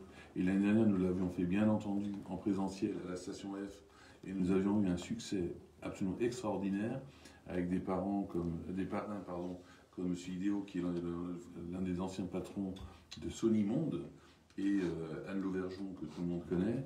Cette année, en raison de la pandémie, bien sûr, la deuxième édition aura lieu le 3 décembre en visio, et on peut s'inscrire très facilement, et c'est gratuit sur le site du CEFJ, c'est cefj.org, je crois. Et j'encourage vraiment toutes les startups du Val d'Oise et toutes les entreprises du Val d'Oise à s'inscrire. Et la troisième édition qui aura lieu l'année prochaine aura lieu au Japon. Au Japon. Ça c'est dit. Donc voilà les 3 rendez-vous à venir. Je répète, 23 et 24 novembre avec le CEVO. Comment faire du business et la Chambre de commerce, bien sûr. Comment faire du business au Japon et comment avoir les codes culturels pour travailler avec le Japon. Le 23 à 18h et le 24 à 17h. Ce sont sous forme de webinaire, comme on dit aujourd'hui. Donc c'est accessible, c'est gratuit. Et là, pour ça, il faut s'inscrire sur le site du CEVO. Le site du CEVO ou le site de la Chambre de commerce, c'est bien répertorié, ou de nous passer un appel téléphonique et on enverra le lien évidemment pour s'inscrire. Et le 3 décembre, Pierre Cuchely, comment fait-on? Il faut s'inscrire. On va sur le site CEFJ, Comité d'échange franco-japonais, cefj.org. Voilà, pour tout type d'entreprise. En anglais et en japonais. Tout type d'entreprise, que ce soit de la start-up. Vraiment, c'est une opportunité extraordinaire pour les start-up valdoisiennes de se faire connaître en France et au Japon. Alors, autre récapitulatif, si vous voulez bien, Jean-François Benon, vous avez dit que la Team Export, eh bien, en ce moment, c'était possible, et notamment, il y a des pays avec qui vous travaillez un peu plus que d'autres, c'est la Russie, la Serbie, la Chine, le Japon, les États-Unis. Comment ça se passe? Comment fait-on si on veut se faire aider, qu'on soit start-up ou plus grande entreprise? C'est très facile. On vous appelle? Dans le Val d'Oise, il y a une vraie synergie. Au Pierre Cuchely le rappelait tout à l'heure, on a l'habitude de travailler ensemble. Donc, quel que soit le guichet d'entrée, que l'on s'adresse au MEVO, au MEDEF, à la Chambre de commerce, au CEVO, à la Chambre des métiers ou à la CPME, à un moment donné, on va être accompagné par ceux qui savent faire. C'est-à-dire que nous, au CEVO, on a quelques liens privilégiés vers les quelques pays que je vous ai donnés. La puissance de la Chambre de commerce de Paris et ses équipes internationales ouvrent avec Business France des contacts dans tous les pays du monde. C'est pareil avec les conseillers du commerce extérieur de la France autour de Michel Jonker, de Jean-Marie Simon, et dont je fais partie également, où il y a toute une aide bénévole qui est relayée par des chefs d'entreprise qui viennent bénévolement soutenir et parrainer des TPE à l'export. Donc il y a plein, quel que soit le guichet d'entrée, pas de souci. Si vous dites à l'un des membres de ce réseau, je m'intéresse à l'export, vous serez accompagné dans le Val d'Oise de façon efficace. Voilà, merci, car c'est très important et c'est un espoir pour tous les chefs d'entreprise. Pierre Cuchely, une minute pour conclure. Alors, d'abord, je crois qu'on a dit beaucoup de choses ce matin, mais voilà, moi ce que je souhaite vraiment, c'est que d'un côté, on permette aux bars, aux restaurants, aux hôtels, aux clubs de sport, à tous les petits commerces qui sont tous essentiels, de réouvrir le plus possible, que l'on arrive avec ce virus qui est quand même une vraie saloperie. Hein, je veux dire, c'est pas parce qu'on dit que l'on souhaite l'ouverture des petits commerces et des bars-restaurants que on sous-estime ce Covid. Il faut être extrêmement prudent. Et avant de conclure, ma chère Florence, moi je voudrais juste rendre un petit hommage à notre ami Jean-Pierre Janton, qui nous a quittés, qui était juge au tribunal de commerce de Pontoise, qui était un homme très impliqué à la CPME et dans les réseaux d'entreprises, qui était à la CPME nationale. Il avait une mission de formation des juges au tribunal de commerce, et je tiens à lui rendre un hommage appuyé. Et on appuie sa famille. Merci beaucoup. Ciao, ciao. Cette émission est à retrouver sur notre plateforme dès cet après-midi. Ciao, ciao. Et puis à demain. Une très bonne journée à tous. Au revoir.